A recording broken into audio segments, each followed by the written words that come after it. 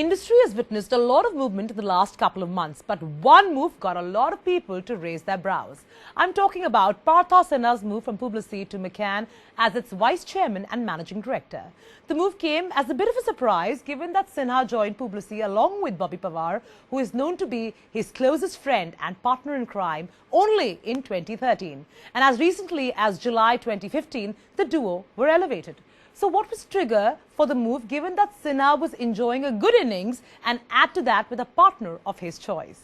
Well, who better than Partha Sinha himself to answer these questions? Thank you so much for gracing us with your presence, Partha. Truly a pleasure.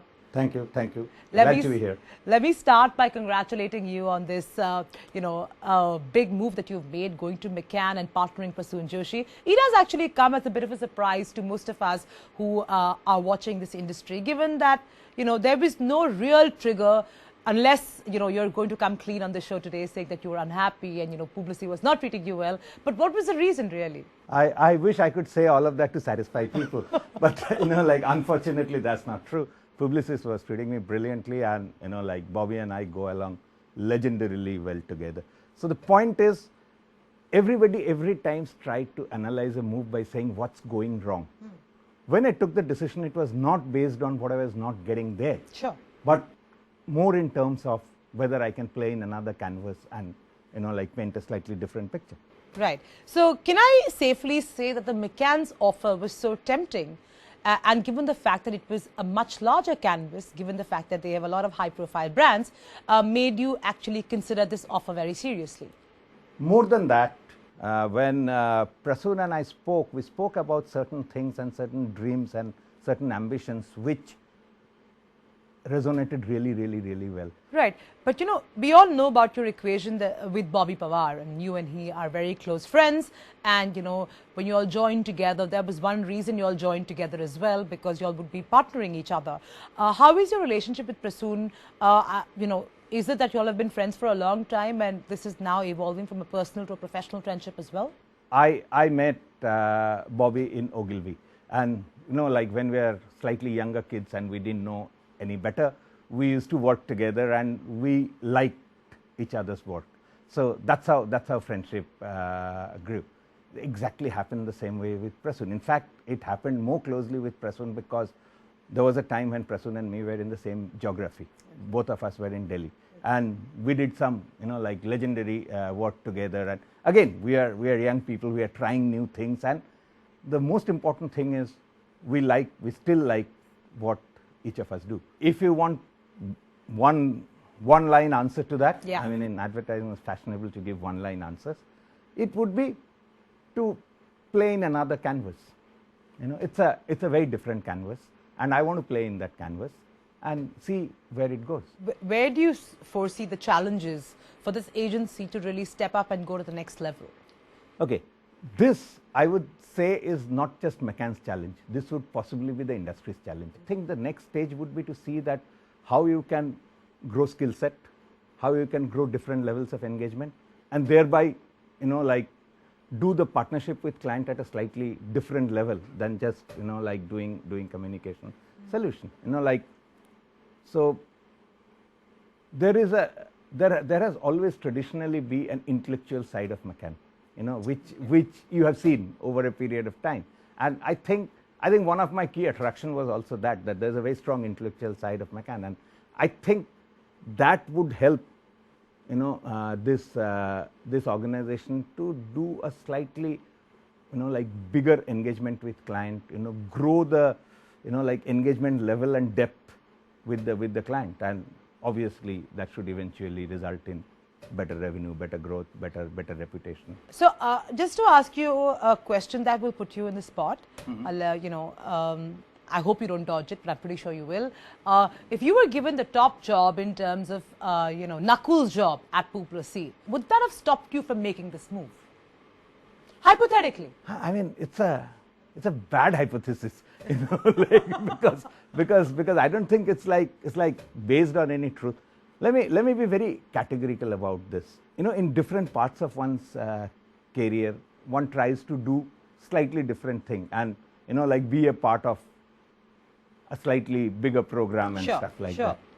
This move of mine is primarily basis that. I don't think it was just a job title or like just another job, which is the story. The story is what do you want to do, like what kind of stuff you want to engage yourself in. Sure. So in that, I thought the conversation that I had with Prasoon made a tremendous like impact on me. That's exactly what I'm trying to dip into. That conversation with Prasoon that got you so excited to actually make this move. This is a lot of this is about future plan and stuff like that, which typically like, I mean, not only an advertising agency, but nobody will speak about. I mean, if you have thought of something and if you want to achieve that, you will not usually speak like publicly about it, because you want to like put together your strategy, execute it, and then publicly talk saying this is what we have been thinking and this is what we have where we have reached. So what is the mandate for you? Simple. As Vice Chairman. Okay, simple. It's one word, growth. But when I say growth, it doesn't mean only revenue growth. Okay. Revenue growth I think revenue growth is a end result of many of the other growth. So number one, growth in skill set. McCann has very good reputation. If you can grow it further, it can like only become like outstanding and a kind of force to reckon with. Also, growth in engagement level.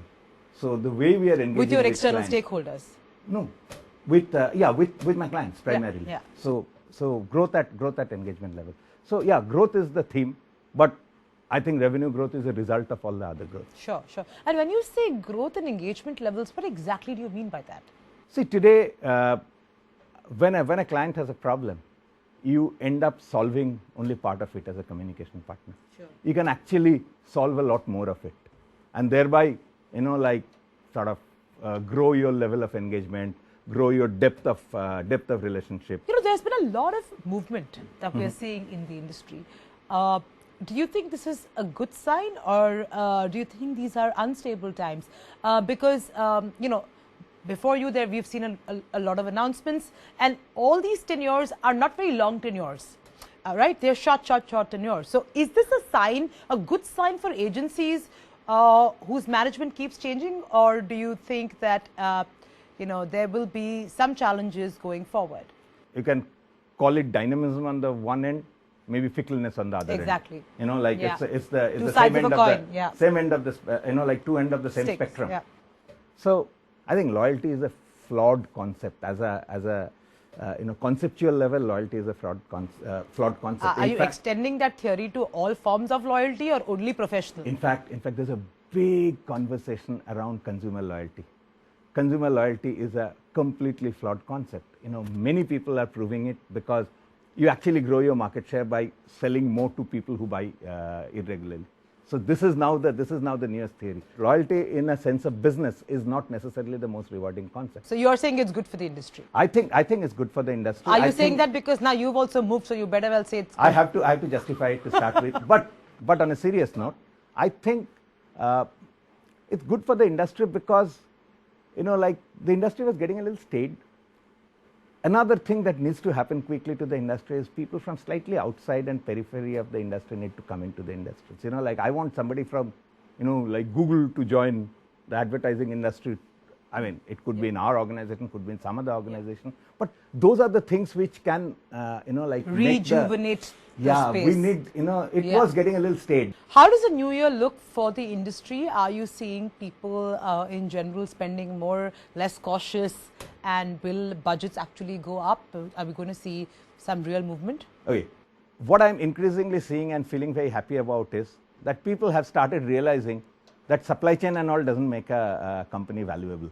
Is the brand which makes a company valuable. The focus had shifted so much onto things like, supply chain and financial restructuring and everything. That doesn't make the company valuable, it makes the company efficient. What makes the company valuable is how people are perceiving you. And that is what is coming back. If you see the whole e-com companies, how did they start becoming the biggest, spender? Yeah. Not for nothing, right? Because they could have spent all their money and time producing fantastic software and fantastic backend and fantastic supply chain.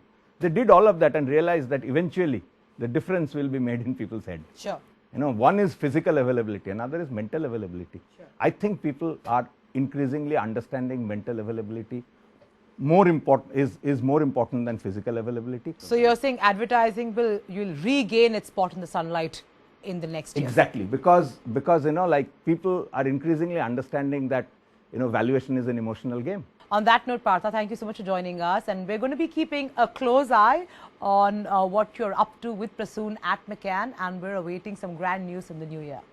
Thank you very much, and hopefully we should be able to give you some good news throughout the year of 2016. Thank you.